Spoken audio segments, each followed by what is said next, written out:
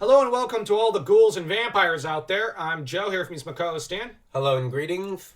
And today we're continuing our Mystery Inc. podcast.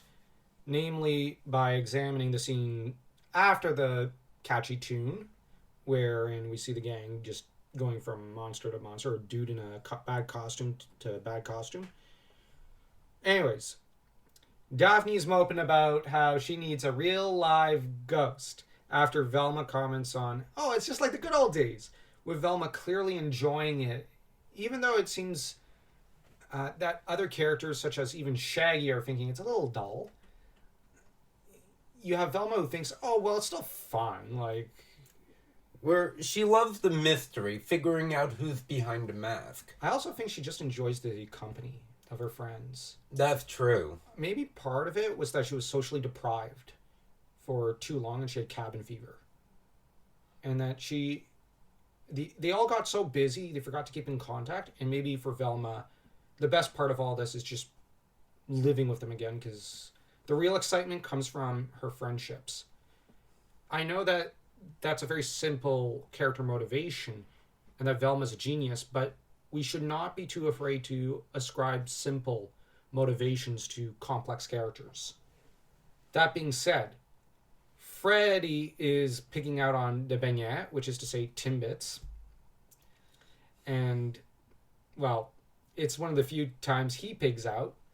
Normally, he doesn't pig out as much as Shaggy or Scooby, but we also got to bear in mind Freddy is typically pretty buff. So, muscle mass devours more calories in some ways than body fat.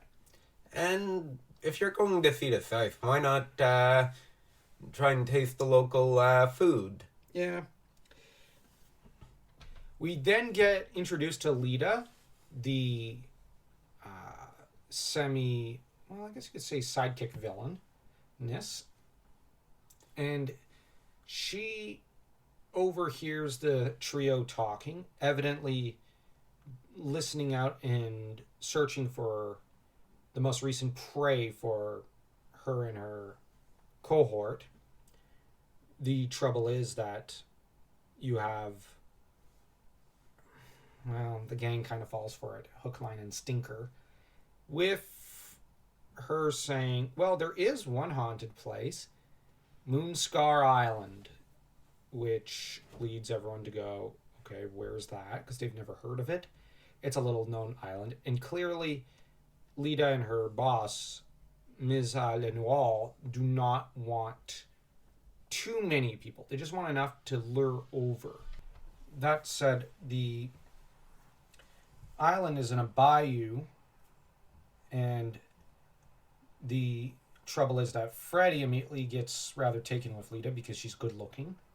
Or so she seems at first glance, but she's a disgustingly ugly, hideous, horrid cat lady in reality. And yes, that makes it sound so weird considering cat lady is now a pretty derogatory term, but here it truly fits. Yeah, we see that Freddy is easily distracted by beautiful ladies.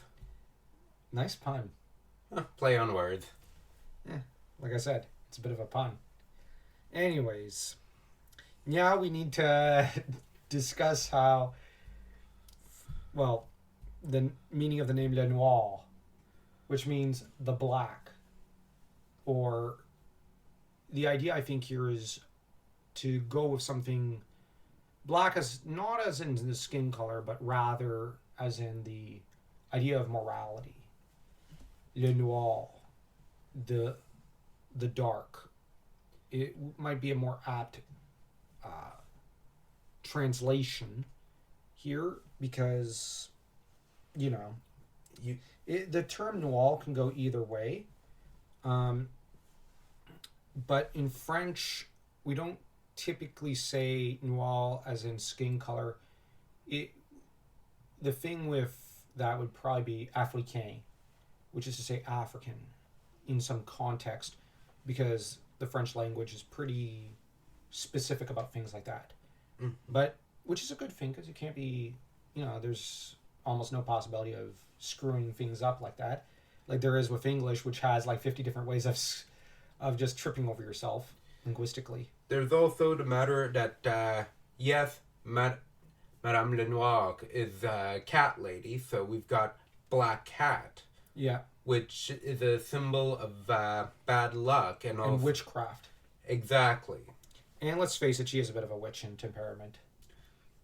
And a total snob. Yeah. Which fits with cats.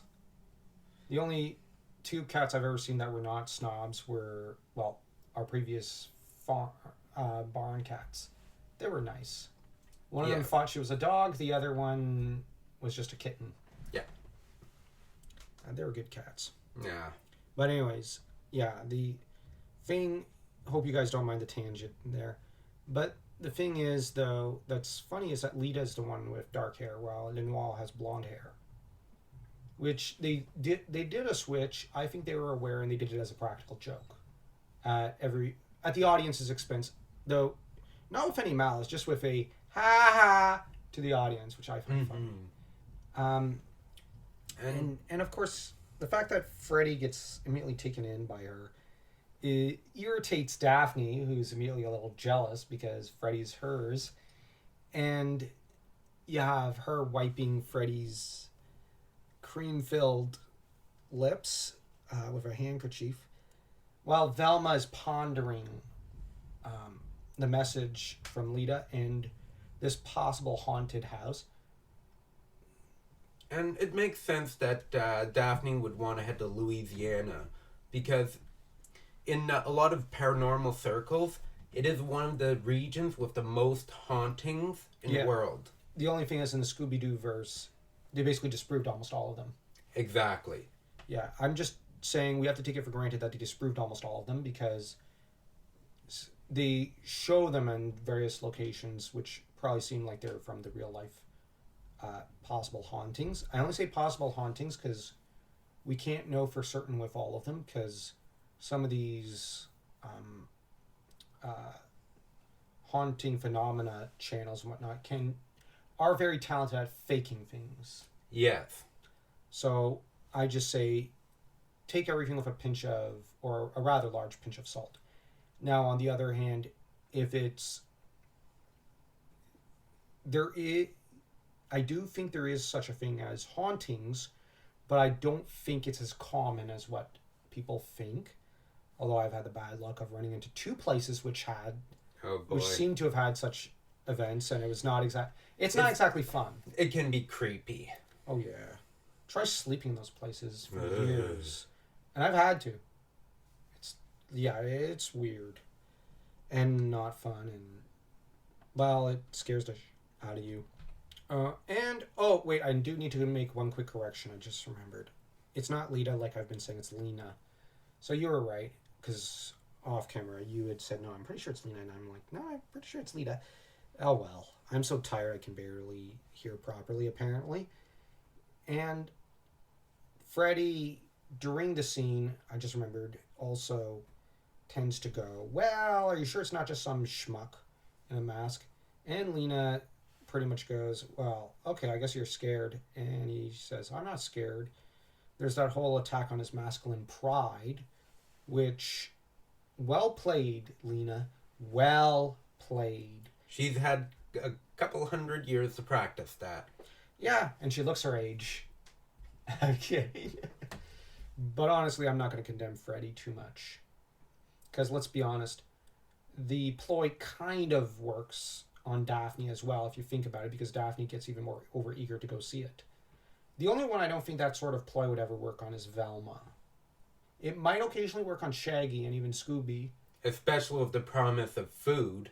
Well, I just mean, like, if you attack their male pride, like, oh, what are you, scared? There are times they'll say yes, other times they'll say, what, me? No.